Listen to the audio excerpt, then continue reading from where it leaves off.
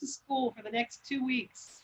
I love this time of day when the numbers start going up and you can feel people entering the room, feel it, feel it happening. As you come in, if you wouldn't mind going on to the chat and directing it to all panelists and attendees or everyone, and tell us who you are and where you're joining from. Introduce yourself. Yay. Hi, Leah from Michigan. Hello, Colleen from Asheville, and Anna from Wichita, and Tracy from Glen Carvin, Shelby from Aberdeen, Mississippi. Hi, Hillary from New Hampshire, and Morgan from Sheboygan. I love saying that, Morgan. I love it when you join because I get to say Morgan from Sheboygan. And now I know Morgan is a woman, so that's also very helpful. Ramona from New Jersey, and Farah from Appleberry from Mississippi, or Appleberry, oh no, yes.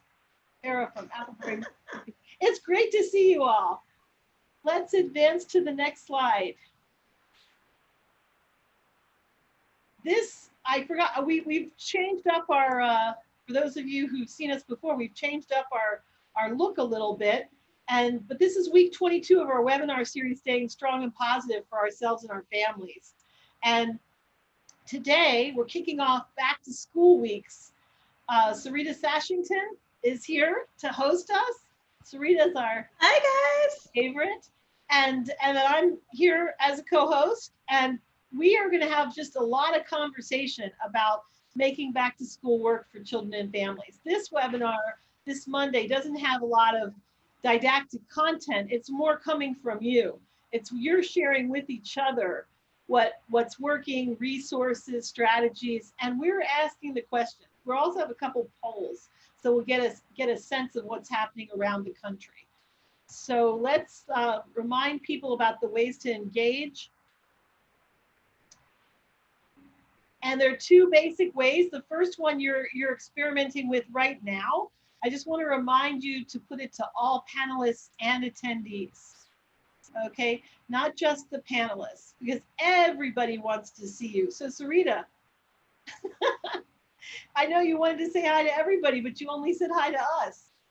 Oh, I thought I said hi everyone. Hi everyone. I'm calling you out. Okay, that's the first way, the chat, and we'll be using the chat a lot. The second way is to raise your hand, and you can always raise your hand, and we will, Dee, who's here from Be Strong Families, she's gonna probably go to the background in a minute, but she's here from Be Strong Families, and she's going to be advancing our slides and tending to any technical issues, and she will be the one that unmutes you. You'll need to unmute yourself, and then you'll be able to talk. And everybody's already agreeing, but we have new people, everybody, so they don't know what you're agreeing to. We always have like 10 or 15 new people. So let's go to the agreements. This is what everybody's agreeing to. So be here with us now. That's the most important thing. Take this time for yourself. Take this time to be in the conversation, and then just treat other people the way you want to be treated. And so like, what does that look like on the chat? That looks like, don't type in all caps, because then we're going to think you're screaming at us. Don't curse in the chat, like that kind of thing. Not that anybody does, but I'm just saying those are the kinds of things that are about like our internet etiquette. So welcome, just delighted to be with you all. And if you agree to the agreements, do what everybody's doing and write it in the chat. Be sure to direct it to all panelists and attendees. We still have a couple people doing just the panelists.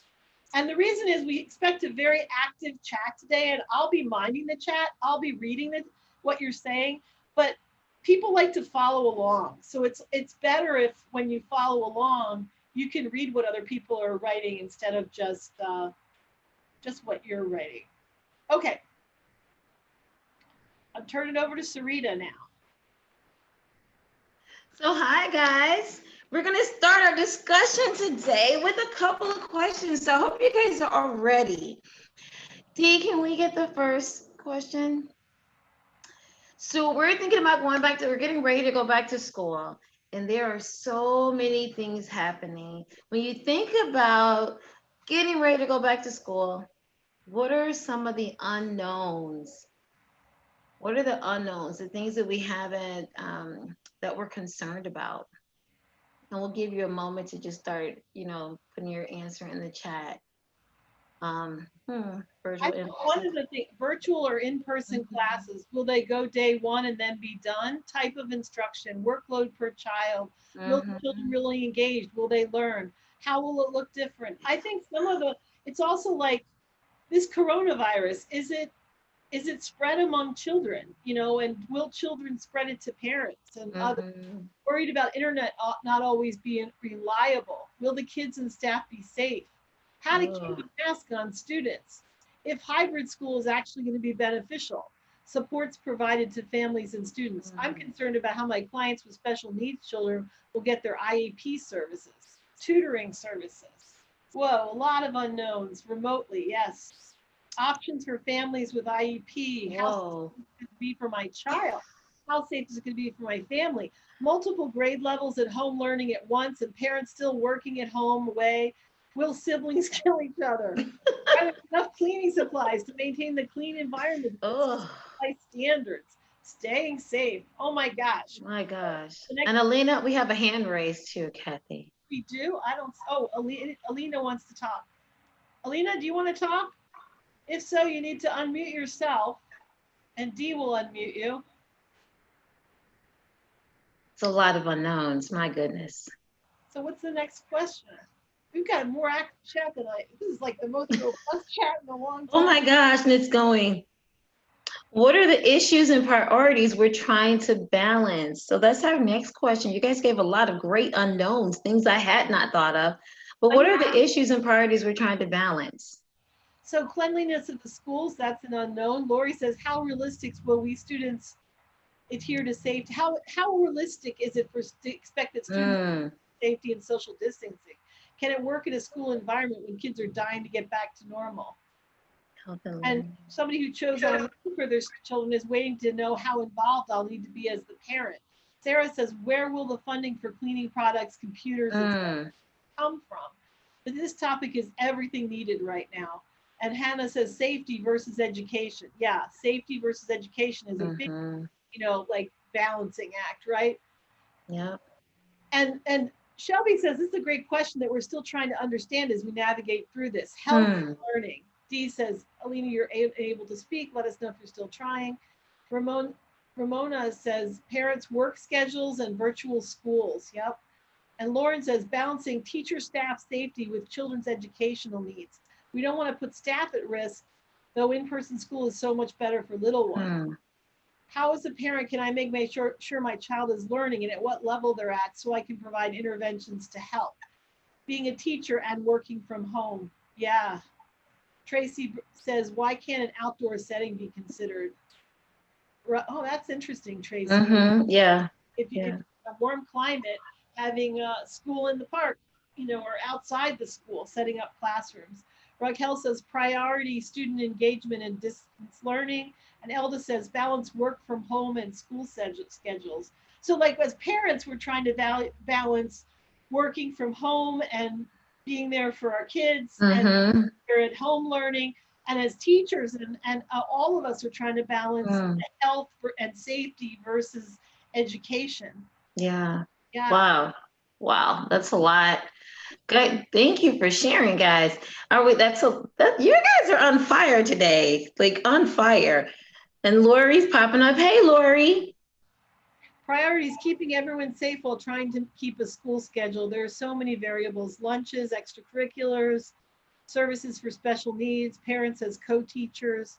I think that's an Wow. interesting one, Lori. And I think that's one that I haven't heard that phrase before, but that I think it's a possible opportunity, which is parents as co-teachers. We always speak of parent engagement, but Mm-hmm.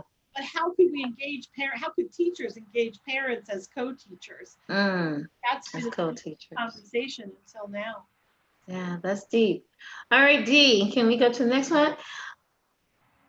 Alina, we would love to hear from you. You can unmute. Your hand is raised, so I'm not sure if you're unable to unmute or unable to use chat. We'd love to hear from you. Just unmute. I believe Dee made it possible for you to speak, unmute if you want. So we're going to continue. So we're back to school. What's going on where you are? And I think that's the one we have a poll for, Sarita. We do. That's what I was going to say. We have a poll. See, great minds think alike. So we thought, what's going on where you are? Mm-hmm. Yeah, what does back to school look like in your area? Is it online or remote learning only? Is it in-person only school? In-person only, schools reopening, or some online and some remote? Ooh. And if it's remote, how is it being determined who goes to school and who doesn't? And then we have scroll down. Isn't there another question, Dee? Yeah, can you scroll down a little bit, Dee, so we can see the question? Easter seals in person all day. Wow. Thank you, Mindy. I can only see like 2 of the questions. Yeah, me too.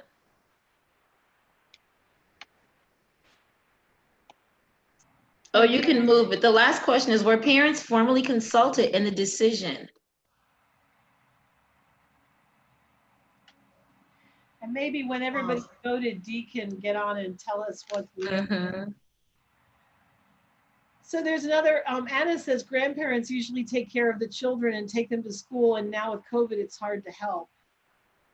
Hello, Castle. Hi, Mary. Hi, Mary. This is a day of questions and conversation, and we've launched a poll, Mary, so you can fill out the poll. We have 45 of 76 people voted. So Kay says we have a choice, but I'm nervous for children who are symptomatic and bringing it home to parents. How can parents help with schoolwork if you contract COVID-19? And Sarah says school districts can offer in-person or hybrid, but the state is not allowing for entirely online classes unless the parent chooses that option. Somebody that says that their home visitors early program says in-person and virtual parent meetings, questions raised were answered and posted publicly on our district website. Of course, staff consulted in their own staff meetings and staff participated in parent meetings. And Tanika says, I'm in Washington State. We're remote for 9 weeks and we'll review then. Oh, wow. You all, we've got 50 of 77 of you. Only 64% have voted. We need you to vote. And I think maybe that's like at the bottom of your screen, there's a sign that says polling. If you click on that, maybe if it didn't show up for you already, maybe it'll show up that way. Then we have Tracy has her hand raised and we have some additional chats. Okay, you want me to read the chats or you want to talk to Tracy first?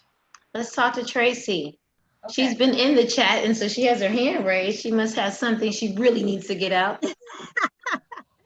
Hi, I guess I come at it from a different angle because I am a grandparent and my grandchildren are in high school, but both the parents work during the day. And in speaking with my granddaughter, who is going into her sophomore year, and my grandson's going into his senior year, my granddaughter they were both very honest about it. They talked about virtual learning doesn't work for them because at the end of the school year last year, they fell asleep. They didn't engage virtually. They were really honest about, yeah, Granny, that it doesn't work. We don't pay attention. But, you know, nobody is home with them to ensure that they're participating. So their school went to 2 days on and 3 days remote. But then my question is, or my concern is, okay, if no one is at home to monitor them to make sure they are doing their schoolwork, and I kind of see this parent as being a co-teacher as going through the self-checkout at Walmart. I don't get paid to do that. That is not my job. That is not my wheelhouse. So parents that may have a limited education or may have children that have special needs, this is an additional stressor. You know, how are you going to, and I know some parents see sending their kids to school as a break. You know, okay, you're going to school for 8 hours, I can go to work and have adult time. So I think a lot of my concerns are, okay, for the children that their parents are working, who's going to be at home with them? special need kids, when will the parent actually get a break and have someone else engage in those educational and that social environment that all of our kids need? And then what about parents that have not completed education or aren't on the same educational or intellectual level as their children? Yep. I think, I look at it differently because I don't have any kids at home. Mhm. So Yeah, I think those are all great questions. And I think there's a lot in the chat as well. And I will read the chat. I think now, so I think Kay says we have a lot of parents who are in need of technology for online classes. And Lori says the districts in our area are all starting remotely online. Today is our first day of school. Parents were consulted over the course of the summer, and we'll continue to include parents in focus groups. Our district is amazing about having parent input. There's a new Parent Connect line that's open for parent questions and concerns. Raquel says distance learning for all until the end of October. There are 6 school districts, Mary says, in Newcastle. Some are going back full force and some are not, but they all sent out parent surveys before any of them made their decisions. However, there are a good many parents concerned about their kids going to school. And what Anna says is what Tracy's saying is correct. Children are not learning, especially families that speak Spanish. And Norma says, yeah, exactly. I can't do math anymore. And Kelsey says, some of the families I'm working with share concerns over challenges around the strong possibility of closures once teachers or students get sick for those schools that are going back in person to start. We imagine families won't get much notice of a shutdown, and then a lot of the challenges around parents staying home for e-learning will still occur, but with less press. And then Pamela says virtual tutoring could be an option. I think also when I think about this, I think about like, we're judging about how remote learning will work based on what happened between March and May last year, when it was like all of a sudden school shut down and we have to go online. I'm wondering what improvements or amplifications have been made to online learning since then. I would think, because I thought at that time, wow, some of the people I talked to, the teachers were only meeting with the students like 1 hour a week. And I was like, what the heck are the teachers doing all the rest of the time? Like, why couldn't there be more individual instruction? Why couldn't there be more contact with the students that teachers would have?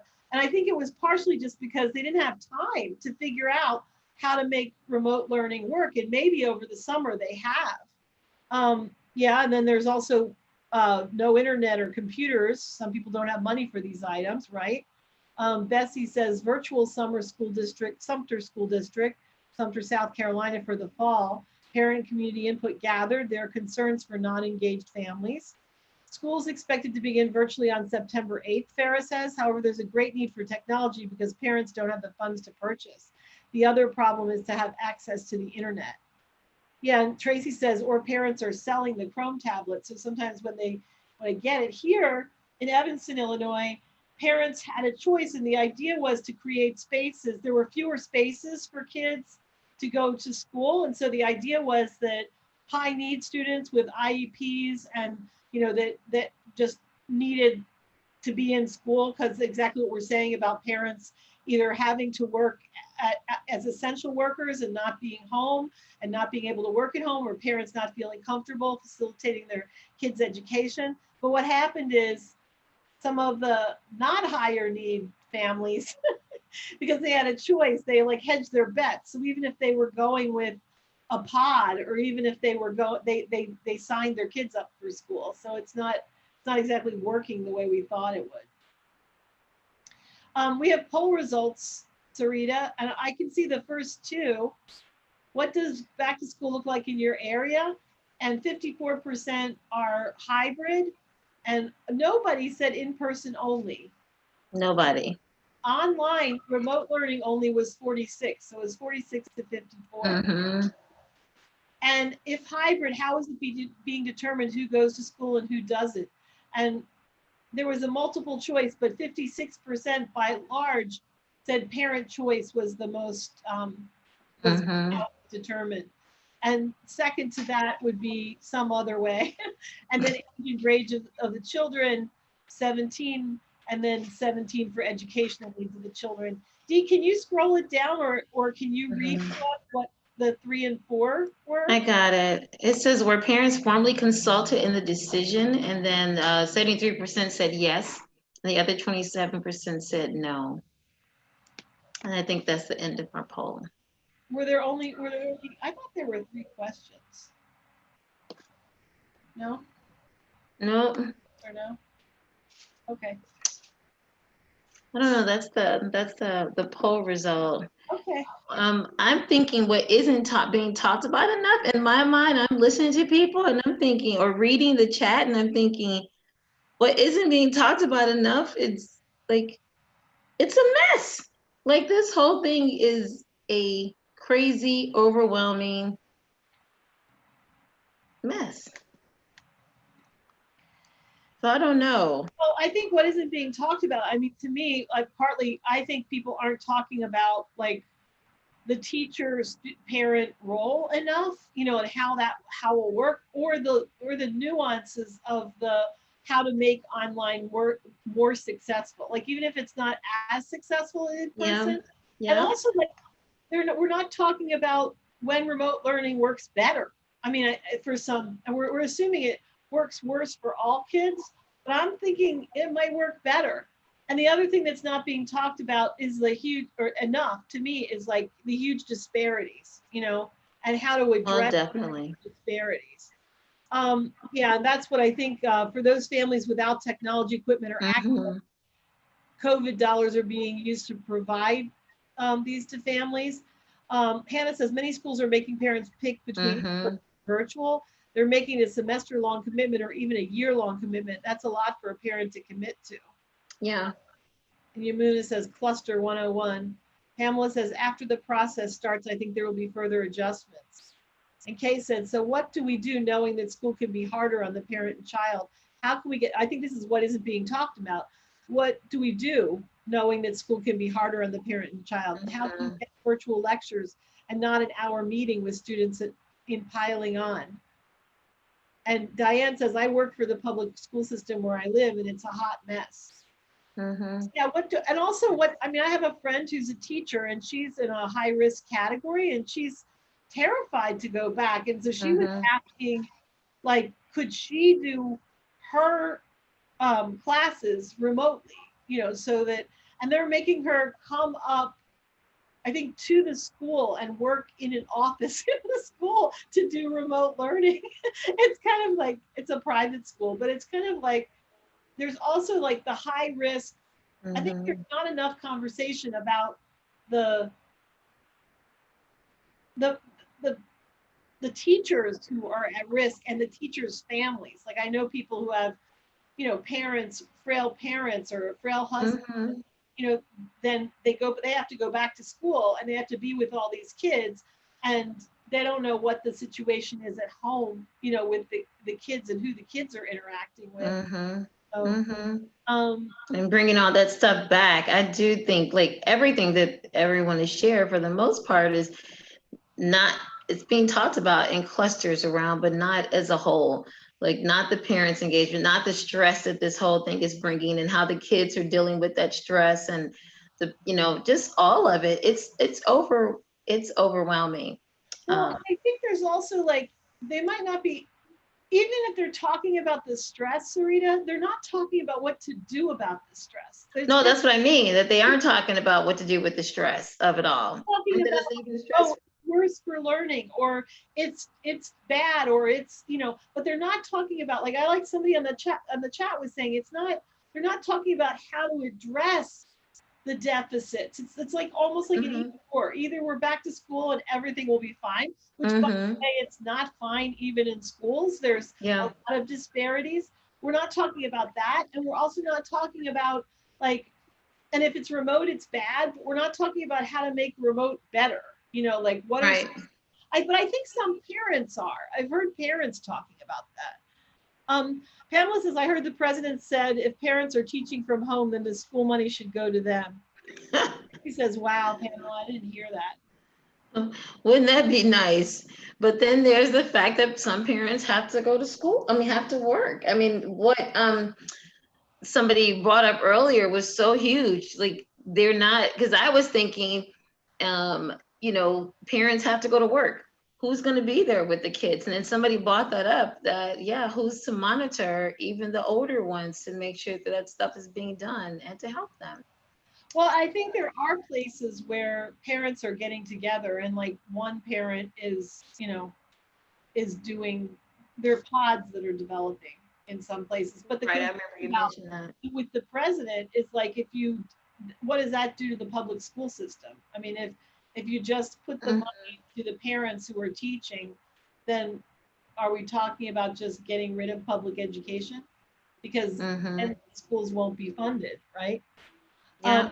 Yamuna says being flexible with reactions has helped. The dates to go back have changed multiple times. Dad is a teacher. There's stress and worry for parents, teachers, students, etc. I've been teaching the kids a lot of mindfulness, grounding, etc., because there's so many ups and downs for them and me as well. That's awesome, Yamuna.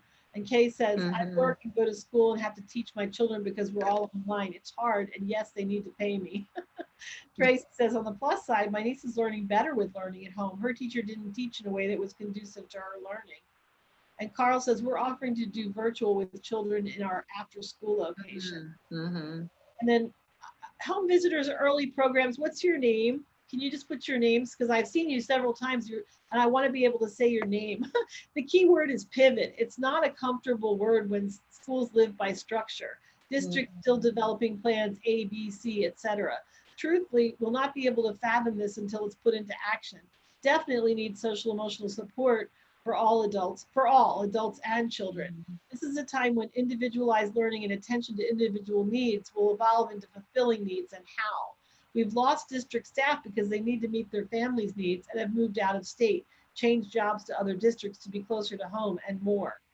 And Andrea says, this is my daughter's third week of virtual school, and my daughter's teacher took over another first grade class because that teacher quit a few days before school was starting, meaning she now has 28 kids in her roster, and she's been doing a good job, but it would get overwhelming when all the children were all logged in at the same time.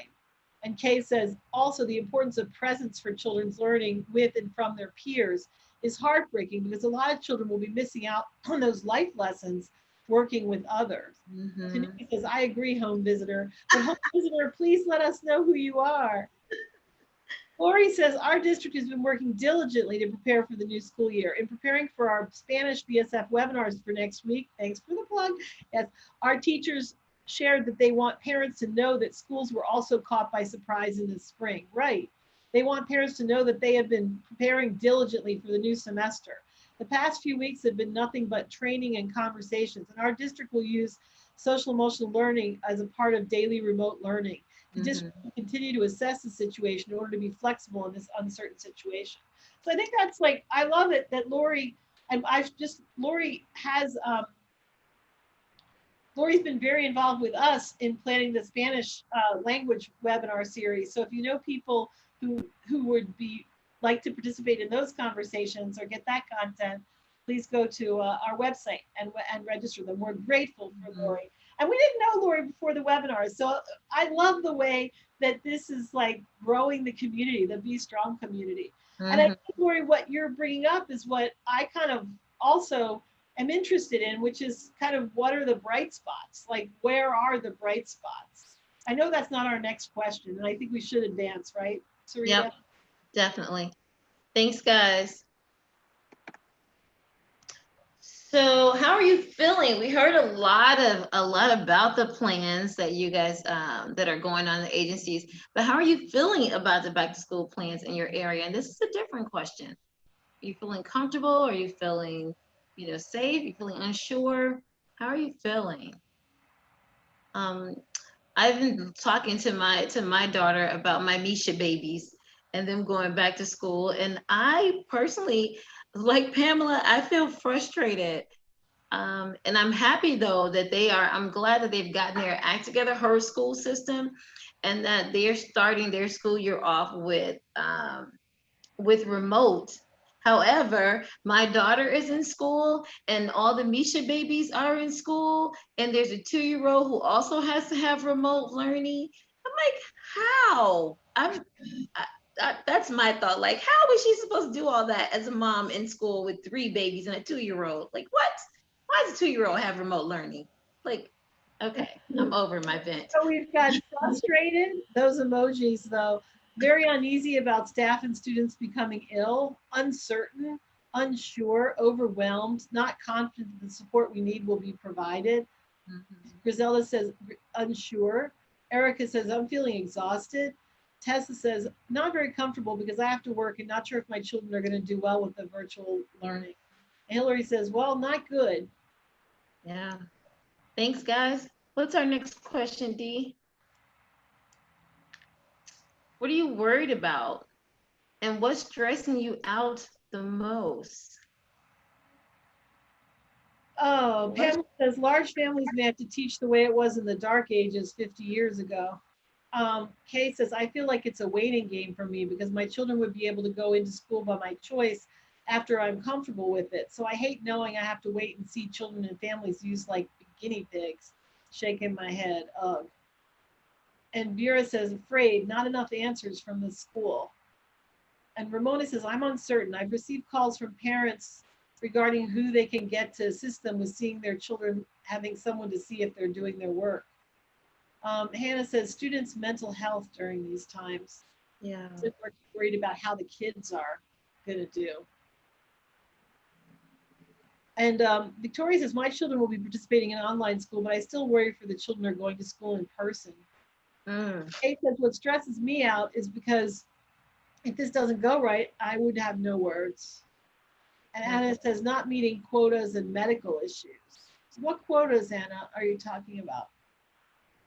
Lori says, I'm hopeful. There's a plan in place. This is all new for all of us. Teachers and school staff are also parents. We have a hand raise. Anna has her hand raised. So Anna, if you want to unmute. Okay, I unmute. Can you guys hear me? Yes, ma'am. When you guys asked me about the quotas, I am a kinship navigator, so I help families and all that. But since we're not able to open our facility for the community, I have to meet them outside. So phone calls are not coming in. My quotas are not being met. So if I don't meet my quotas, that means I will not have a job. So, and the community needs the services that I do. I do know that for a fact, but it makes it hard for us to do what we need to do because everybody is like, you can't do this, you can't do that. And I'm like, well, we got to go outside. We got to try to do our best, but the weather sometimes can be over 100 degrees. So then medically wise, I'm old, okay? I'm in my 60s. And let me tell you one thing, me and the heat don't do too well and I've got asthma. So that's what I meant by medical. Thank you. Wow. Thank you, Anna. Morgan says, my son isn't school age yet, but he has been back in daycare for a couple months now, and there hasn't been any issues yet. That's helpful. I mean, that's hopeful. It's nice to hear also when things are going well. And I think that's the next question. We're just waiting to see if numbers go down. We're offering virtual for the first 9 weeks. And home visitors, again, says quotas for Head Start, for example, are being measured in the context of the limitations of COVID. And then we have another hand raised. Diane, you can just unmute. We'd love to hear from you. Hello, can you hear me? We sure can. Yeah, I have a really mixed feelings about a lot of decisions that are being made, but I also work in a similar field as Anna. So I work, we were formerly Head Start, but I service pre-K3 and pre-K4 families. So a lot of what I do is case management and family engagement. And I think right now, in the past, they have based us off, I guess, a quota. So how many families have set goals and, you know, made plans to achieve those goals. And it's a lot that goes into it. But I feel like right now, because of the lack of engagement that we can do like face to face, and sometimes the phone calls are just not working, the emails are not working. And it's stressful because then we are worried about our jobs, but then we're also worried about kids and families and how they're doing, because a lot of goals that we set for families can be around substance abuse or stress and anxiety. And just right now, everybody has those emotions. So I know in what we're doing is like webinars or just having virtual engagement activities that are one-on-one or whole group, just to try to address some of those needs. So whether we're doing like a Zumba online together or meditation or one-on-one like counseling, and then, connecting families to different resources, whether it's for tenant advocacy, because people are just trying to meet the basic needs of life right now. So just making sure that we're also focusing not only on the education piece, but that just survival piece of it all, I think is where I'm coming from right now. Just making sure that that's met, and then the education piece will come on. And then the second part, just point that I wanted to note was, we have a lot of families, we've seen enrollment drop in my area because with pre-K, it's not mandatory for students to be in school. Then you have families who have to work. So they say, it's easier just to put them back in daycare. So then it's like, where does that leave teachers? Now, it's not high enough enrollment for students. So it's just a lot going on that everybody is trying to just figure it out. But I think we're all in the place of just trying to figure it out right now. Wow. We don't know how it's going to look, especially for pre-K, because it's not mandatory. They don't have to enroll those students. But how important is preschool education too? Like it is very important. Is that it's Yes. so important, especially Head Start, because the disparities are going to just increase if people, Wow. Thank you, Diane. So Pamela says the media is stressing me out. Different attitudes coming through instead of reporting the facts. And Mindy says, hi, Diane. I just left after 19 years of Head Start as a family engagement co-home visitor and enrollment. Miss it every day. Good luck. And Lori says, yes, Diane, that's what we're working on for parent engagement too. Our biggest challenge now is getting our families to learn how to use the technology. I just want to say, I think something that Diane shared really resonated with me with the piece about survival, in addition to this other piece. And I'm thinking, wow, this is where concrete supports would really be huge for parents in the midst of, in addition to what they need for the school stuff. The people are trying to survive. Yeah, and Sarah says, I feel that. I unenrolled my 3-year-old from preschool. I worry she's missing out on vital social skill development. Wow. Thanks, guys. We're going to keep moving. This is some really good conversation. I think we're getting a lot of food for thought and things to think about. And I heard someone say, we're learning a lot or hearing a lot about what we can't do. It would be great to hear some things that we can do. I think this is our opportunity for growth, definitely. Next question, Dee. What are you looking forward to? This is where that can piece can come into place, like, the outside the box, thinking outside the box for what you can do. So what are you looking forward to with back to school? And what's the next question too? Maybe we'll do both of them together, because there's a lot of unknowns how federal state dollars will roll out, because districts have to act now on their budget. It's so stressful. It's always illogical how they do business, but it's forcing proposed cuts that wouldn't normally be needed. And what are you looking forward to, and what are your plans and why?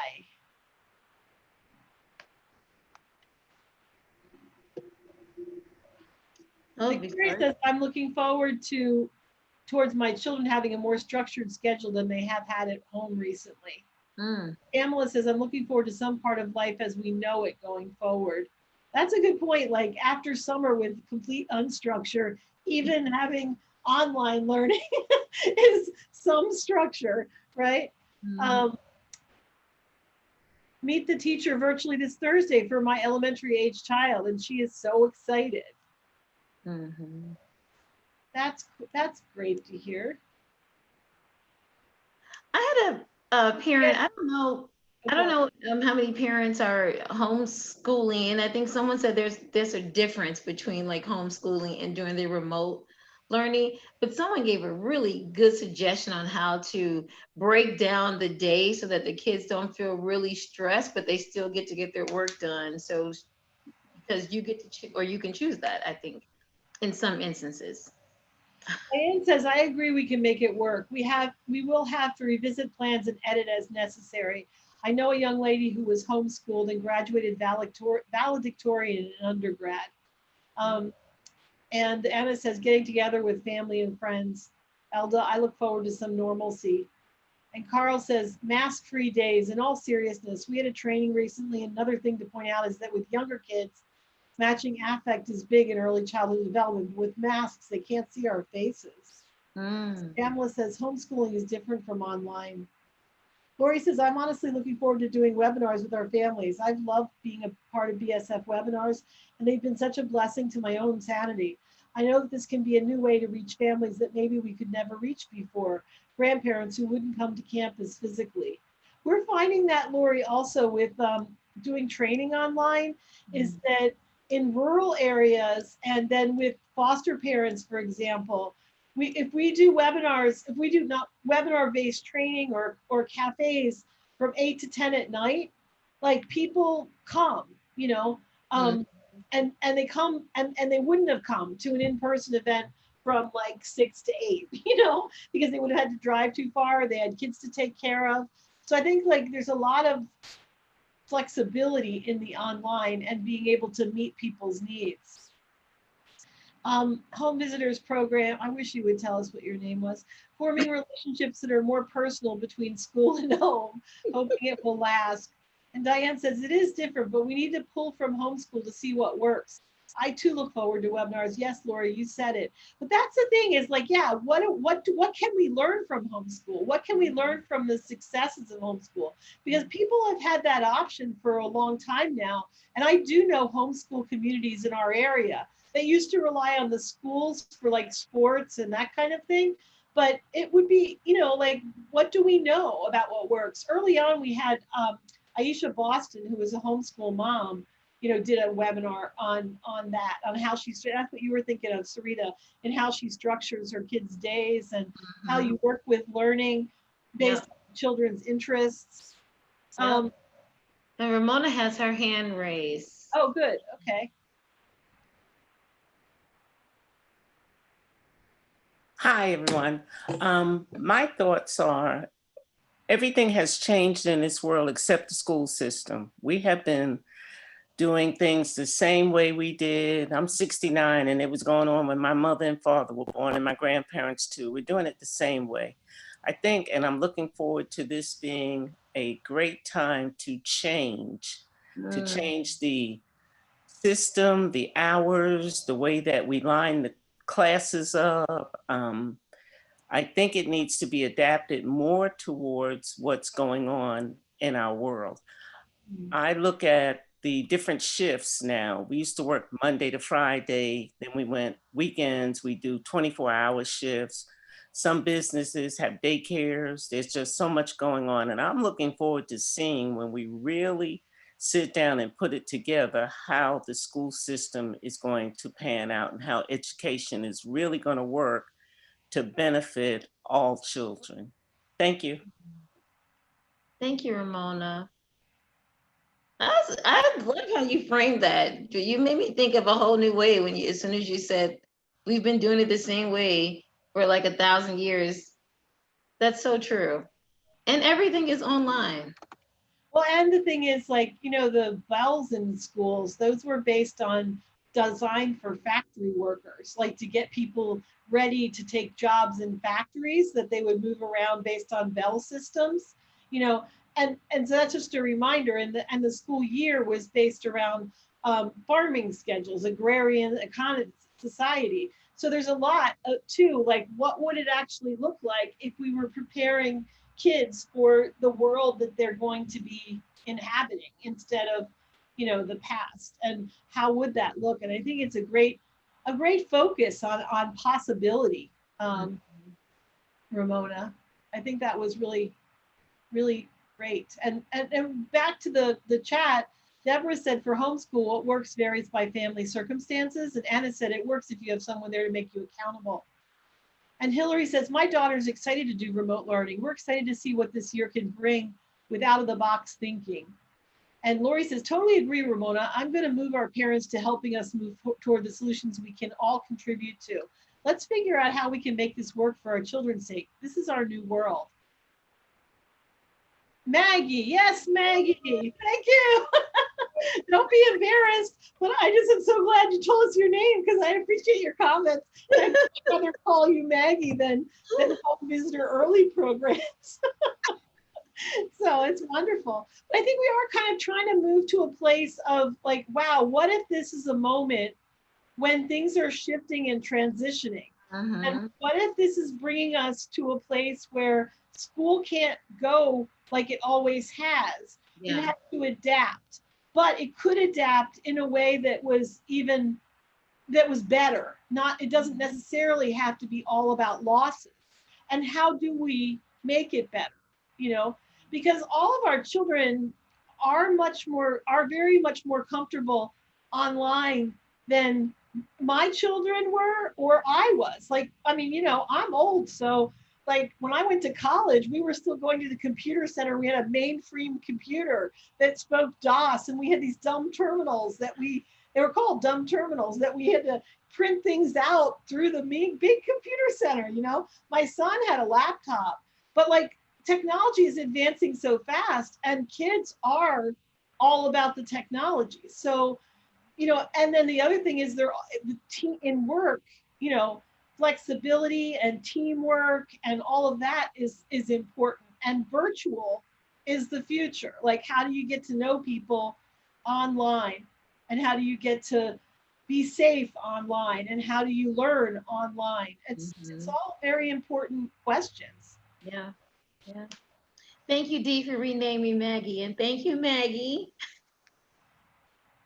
All right, so do we want to go? We're getting close to our time. We have about 15 minutes left. And yeah, let's go to the next slide.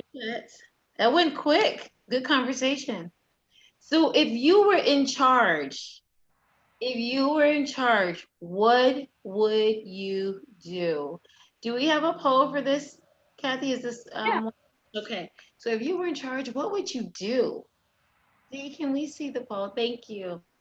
If you were in charge, would you reopen schools? I'm so sorry, Sarita. We don't. That's okay. Go on. If you were in charge, would you reopen schools in September with social distancing and CDC guidelines for disinfection?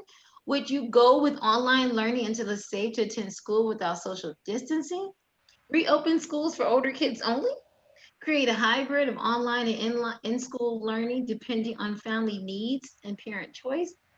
Would you use tax dollars to promote homeschooling / pods until it's safe to go back to school? Or would you do something else? So keep doing the polling. And while you're doing the polling, Katthe, what would you do? I would have I wouldn't just have the parent meetings and the teacher meetings like in preparation for school. I would continue the co-creating process. And I would open the conversation about what didn't work about normal. Like so we're not aspiring to normal, we're aspiring to amazing, and really try to use it as an opportunity to recreate and co-create an educational system. But I wouldn't defund public education because I feel like that's one of the great things about the US is that people have a right to education. And that's not true in a lot of countries. Like if you have to pay to go to school, then you really keep people out of school that don't have money. And I don't think that's a good idea. Yeah. If I were in charge, what would I do? You know, I was always a little envious of homeschools. I would take a little bit away from that because it's evolved so much since I was younger. But like the more relaxed setting and playing to kids' interests and, you know, more, I would do that kind of setup so that everybody is feeling a little less stressed. I think I like the idea of the homeschooling and them being able to shape their day and it not being so very rigid. So that's what I would do, even online. So how's our poll coming? We have some chats in. Yeah, we do have some chats. Lori says remote learning has been very good for students who are shy. Our students will be in a live class online so they'll see each other and interact. And Socorro says, my concern is how to get attention from toddlers from 12 to 24 months on virtual home visits. Sarah says, I feel bad that the parents are making choices about things they've never had to before, including Yeah, how much risk to their kids versus what their own parenting needs are. It's not an easy decision. it is not. I work at a public health agency and I don't think parents have all the information. And I would just like to say to the person who said, how do you keep the attention of the toddlers? I'd like to know that too. I can't even begin to imagine how to keep my 2-year-old was here for like the week and she has no attention span. I can't imagine doing it with the whole class full online. So I Cindy, you think the other opportunity is like, I know there's lots of like boys and girls clubs and after school like other kinds of family support centers that, Mhm. and I know that there are computers at some of these places. So how could you make collaborations between those kinds of places and the schools so that kids could go somewhere besides home to be schooled if the schools are shut, like with social distancing? Would that help with social distancing? And also, I don't know, That's interesting. Deborah says homeschool really worked for me and my daughter. We were able to find curriculum teaching methods that worked for her. I did as a single parent working full time and also put myself through school. Wow, Deborah, that's a lot. That's amazing. And I think we need to have you do on a webinar. You have to volunteer to do a webinar on how you did that. Just how you did that. I'm serious, Deborah. Right. I'm gonna find you. I'm gonna find you. Deborah's a certified training partner. We don't have to look far. Awesome. And Arlette says, how to keep social distance with toddler. Okay. Awesome. I think we're sharing the results now. I only see one question. And so Dee or Sarita, I need you to. That was the only question. So the results were 32% said to create a hybrid of online and in-school learning depending on family needs and parent choice. 27% said they would use tax dollars to promote homeschooling / pods until it's safe to go back to school. 26% said go with online learning until it's safe to attend school without social distancing. And then 9% said reopen schools in September with social distancing and CDC guidelines for disinfection. 5% said reopen schools for older kids only. And 2% said something else. Thanks, guys, for participating in the polls. We have some chats, Katthe. Yeah, Diane says for that age group, we have a shorter days for students. We'll continue with morning meetings in small groups. However, parents will need to do the activities that are provided, but it's a lot of changes for our young learners. And Jennifer said adding music for toddlers is great to take breaks and getting them involved in singing and dancing. And Lori says, Deborah, fair warning, Katthe and Sarita are great at convincing people to do webinars. Look forward to your presentation. Anna says, what do you do when your kids love school and they're begging to go because they want the different options they get in middle school and seeing their friends every day? I would be interested in knowing what this someone else is, Janine said. And I'm not sure who she's, oh, something else. Oh, so somebody who said something else. There was one person who said something else. If you'd like to share in the chat or raise your hand. Diane says, also students will only be in school for 2 days a week and engagement will be 1 to 2 days a week. And Yamuna said, listen and evaluate. I think we have to move, Sarita, because we're getting to the end of the time, right? Oh my gosh, that's going quick. All right. So our last question for today, as always, you guys have been great. And you've given some great things. And so this is our last one. What great resources have you discovered or would you recommend? This is the chance for you to share more of your great resources that we know you all have, because somebody in this chat on this webinar can use some great resources, some concrete supports. Maggie said, Oh. clearly trying to second guess what's safe in a pandemic is not worth the potential compromised health. This virus is not your average bug. Anticipating we'll have a solution within a year, being both optimistic and pessimistic, but providing and developing a more personal connection to learning is most important. And ABC Mouse for little kiddos, Lauren says. And Lori says, in-person school will be very different, so kids should not expect to go back to the way it was before. They will be physically separated and restricted on campuses. And Mindy says, a PEBT card for families who do not qualify for SNAP link. This helps the families who was able to home visit this summer.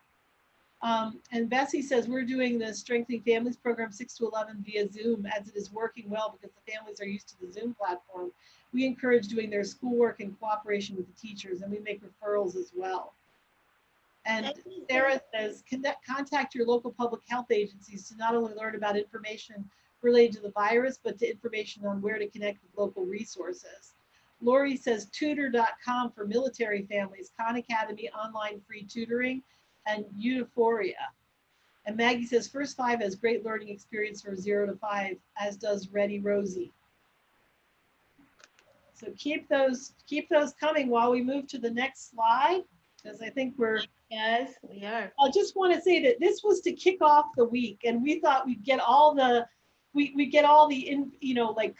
conversation out there, and then we could supplement it with some issues that we thought in advance weren't getting enough kind of play and that people would be interested in. So tomorrow we have Samantha Peterson, who's a BSF board member and a Title I director in a Harvey School District here in the Chicagoland. And she's going to be talking about supporting inclusion, diversity, and families through Title I programming amidst a pandemic. So what you can expect from Title I during the pandemic.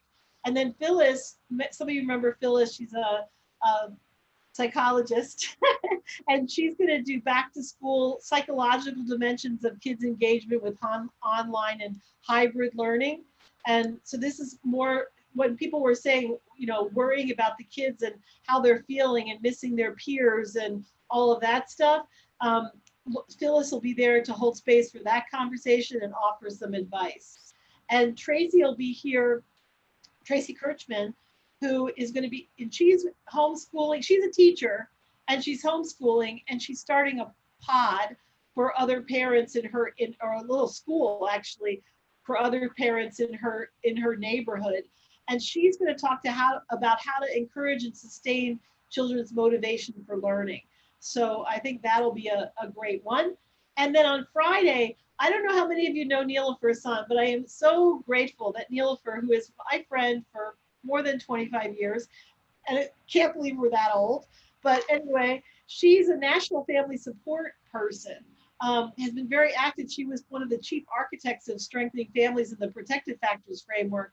And now she is the PTA president and in her Oakland school district, her Oakland kids school. And she's going to talk about connecting as a parent community despite the pandemic. So what's going on in Oakland, California, and how is she thinking about connecting families through the PTA and also other parent groups. So, and then that we have a Spanish language webinar series. Lori was very, very helpful in organizing and getting presenters for that, and would love, but we're not going to put the Spanish on here anymore because I didn't do a good job of representing it, but it's a great and totally different set of content. So that's what we have lined up for this week, and we hope that you will join us. What's the next slide, Dee? What we'd love is if there are some things that we didn't discuss here today or that you would like, I'll be back here next week, next Monday with Alexandra. Sarita's not available. So Alexandra James and I will be here, and we'll be doing kind of the same thing, holding space for conversation. But if there are things that you would like to discuss that we didn't discuss about back to school, put them in an email to Katthe@BeStrongFamilies.net or put them in the chat, and we will totally entertain your questions. We want this to be relevant. We want it to be useful. We want you to be able to get your thoughts out and share them with others. There's so many great resources in the chat right now. So yeah. Let's move to the next slide, Dee. Mm-hmm. Amplify, #Amplify. This is our social media campaign on back to school plans. #Amplify, I would say creativity. I would say #Amplify, making it work for kids. But what would you say #Amplify in terms of back to school? #Amplify. Opportunities for growth. Opportunities for growth. And we're also, by the way, developing a #Amplify calendar, perennial calendar for this next year. Sarita and I have been working with the staff team and taking from the chats, like when you put your chats, hashtag amplify, we're putting those hashtag amplifies into the calendar. So we really are serious. What would you like to amplify? Hashtag amplify education. You guys are going to be a part of something great. Yes, you are. Hashtag amplify parents' voice. Hashtag amplify make it work. Hashtag amplify hope. Awesome. Well, next slide, Dee. So this is just thank you. And as always, if you or your colleagues would like to host a webinar, contact and Deborah. I look forward to speaking with you. But seriously, this is by the community for the community. We have such rich knowledge. You have such rich expertise, and we just would love it if we could partner with you to share. So please email me and launch the poll, Dee, so that because people are already checking out. Have you launched it? Need you to tell us how we did. Thank you guys. You guys are amazing. I always love coming to help. Hashtag amplify positive change. Yes. I'm glad you enjoyed it. Hashtag amplify teacher. Hashtag amplify choices. Yeah. Thank you, Erica. Thank you, Wilson. Thank you, Hillary. And see you tomorrow or another day this week. Really appreciate you all. Thank you guys. You guys are amazing. Thank you for making these webinars successful. If you didn't show up, we couldn't continue to do this. Right. Thank you guys. We appreciate you too, Mary. Thank you. We're just going to keep it going until we get a few more people voting. Mm-hmm.